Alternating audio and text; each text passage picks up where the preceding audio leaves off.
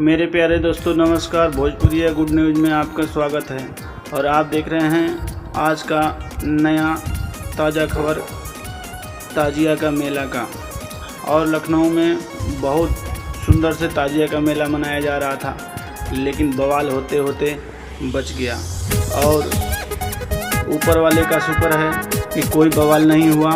और बवाल हो भी कैसे सकता है, इतने अच्छे नेता का हाथ है। और अपने योगी जी के रहते हुए बवाल नहीं हो सकता है, क्योंकि उनका सख्त कानून है। और बहुत बढ़िया से हमारे मोहम्मद भैया लोग ताजिया का मेला मना रहे हैं। और आशा करता हूं कि हर साल इसी तरह से बढ़िया से ताजिया का मेला मनाएंगे।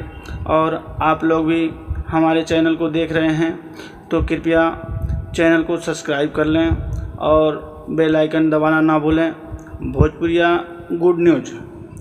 और फिर से आगे हम आपको और भी ताज़े खबर आपको देते रहेंगे। और हमेशा आप लोग हमारे भोजपुरिया गुड न्यूज़ चैनल पे बने रहें। तब तक के लिए नमस्कार। जय हिंद, जय भारत।